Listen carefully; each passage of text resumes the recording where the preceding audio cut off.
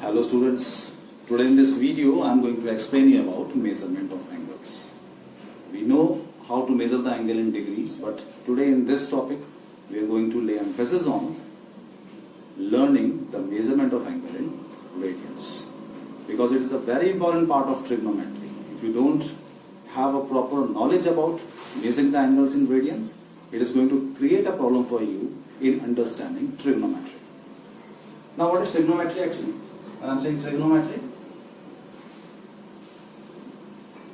trigonometry actually came from two words, trigonon and metron. These are Greek words. It means triangle and it means measurement. Okay? And when we talk about angle, what is an angle actually? Suppose we have a ray OA and say after rotating in the anti-clockwise direction along the axis at point O, it reaches at this point.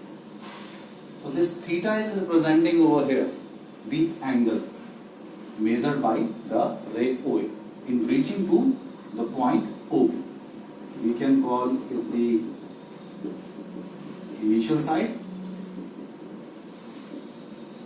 and this one as the terminal side. So we can say that angle AOB is theta.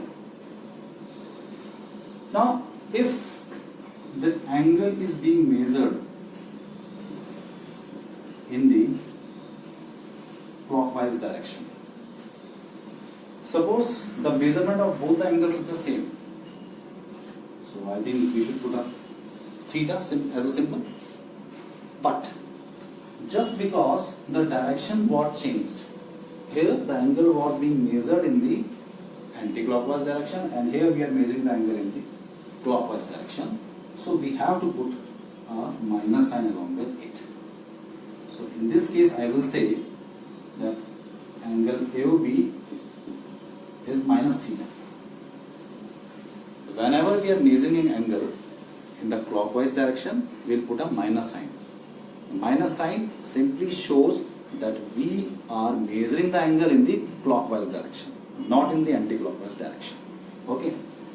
If you still have a doubt, you can clear it through this explanation. Suppose I am marking these points as O, A, B, C, G. Okay? Now, when I am talking about this ray OA, okay, if it is at its initial position, so the angle measured over here will be 0 degree. And when this ray, after rotation, it is rotating in the anti-clockwise direction, when it reaches at point B, this point can be written as 90 degree. Okay, the angle measurement is 90 degree. And when after rotation this point reaches to point C, the complete angle measurement will be 180 degree, angle AOC.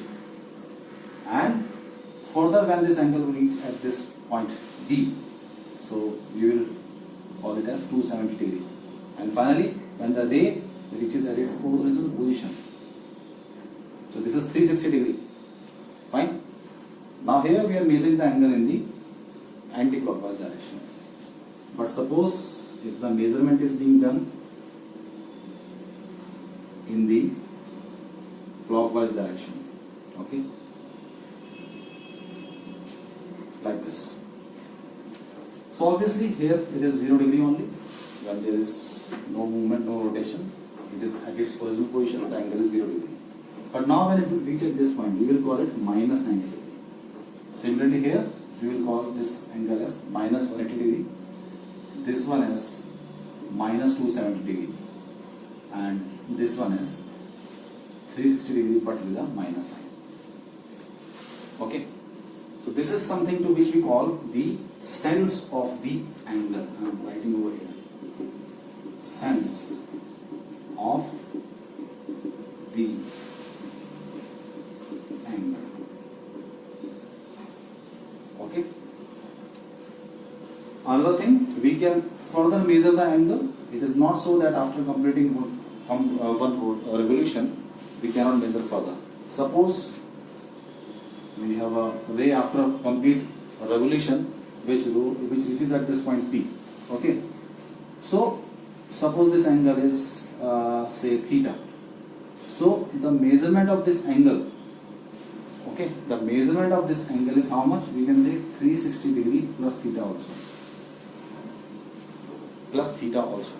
Okay, 360 plus theta will show that now we are measuring the angle after completing a revolution. We are measuring it further.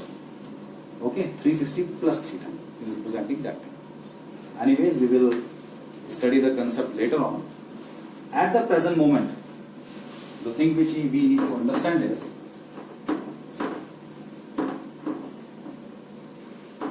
that sense of the angle is very, very essential to know. Now, systems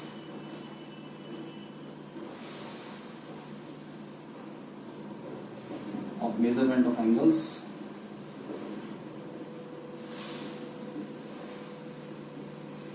The first one about which we all know is the sexagesimal system. We all are aware about it. Means the angle is being measured in degrees. What is 1 degree? 1 degree is 1 upon 360th of 1 revolution, right? And 360 degrees is equal to 4 times of 90 degree, or you can say right angle. Another thing you know that we can say 1 degree is equal to 60 minutes and 1 minute is equal to 60 seconds. So this is actually the sexagesimal system about which we are completely aware. Fine.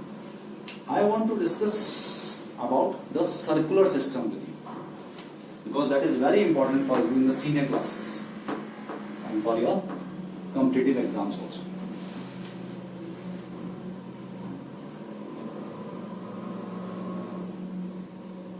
The circular system. Okay. In circular system, the angles are measured in radian. We used to measure the angle in radians. Okay.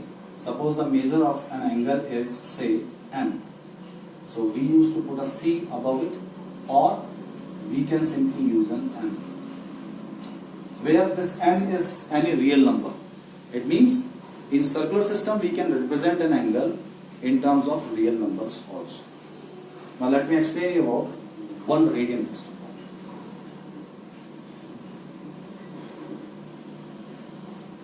You see, if we have a circle with center O, let this point be A on the circle. Now suppose after rotation the point A reaches to point P. Now if the radius of the circle is R and the length of this arc generated is also R, then in that case the angle which you are getting over here, I can say theta for sometimes, it is actually 1 radian. So what is 1 radian actually? 1 radian is the angle subtended by the arc AP, which is equal to the radius of the circle. Okay? The arc which is equal to the radius of the circle, the angle which it subtends at the center, that is something to which we call 1 radian. I hope the concept is clear. Now another thing which I want to discuss with you is that radian is a constant angle. Okay. How can we prove it that it is a constant angle? It is not going to vary. See, suppose again I am making a circle with center O, this point as A, this point as B, and again I am using this arc AP, which is equal to the radius of my circle. Fine. It means the angles being subtended over here is again 1 radian. Okay, I am representing it by 1 and above it there is a C. Now, the ratio between the length of arc AP and arc AB. AB is what? It is the semicircle. The ratio will be equal to the ratio between the angle AOP and the angle AOB. Will it be or not? The ratio of the angle, the ratio of the two angles, angle AOP and angle AOB, because they are being subtended by the arc only. So the ratio between these angles and the ratio between the length of the arcs, it is going to be the same. That means, if I am putting R over here, what is pi B? AB. AB is pi R. The semicircle it is. Circumference is pi R. Angle AOP it is 1 radian. And angle AOB obviously it is a straight angle.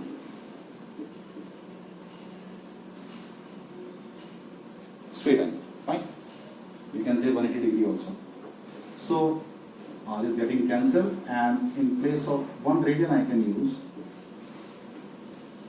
a straight angle upon pi, and this is a constant. It is not going to vary. So we can say that 1 radian is a constant angle. Now other thing which I want to discuss with you is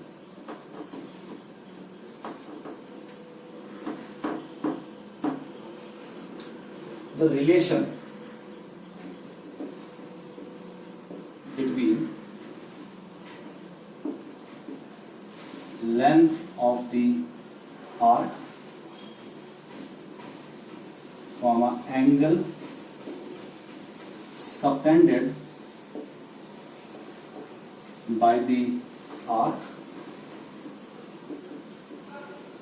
at the center of the circle and the radius of the circle. Okay, we are going to relate them. Again I am making a circle. Suppose this is O, this is A, again this is P. Again I am taking that the length of this is equal to the radius of the circle. Now I am taking another point Q. I am taking another point Q over here, such that the length of AQ is L. Okay, this is Q. Don't get confused because I have a poor handwriting. I am saying this is theta. Say we are assuming it. Fine. Now again I am using the same concept which I used to prove that radian is a constant angle. That the ratio between angle AOP and angle AOQ will be equal to the lengths of the arcs generated by them. Huh? Now what is angle AOP? Obviously angle AOP is 1 radian only. So I can put 1. No need to put C again. Angle AOQ, this is theta. This is AP means R, and AQ is how much? L. Okay. So from here I am getting that theta is equal to L upon R. Or I can say that L is equal to R theta. Means the angle subtended by an arc, okay, not equal to the radius of the circle. It is not necessary. Angle subtended by any arc is equal to the ratio between the length of the arc divided by the radius of that given circle, or the length of the arc will be equal to the product of the radius of the circle and the angle subtended by it at the center of the circle. So this is the relation. I hope the concept is clear to you.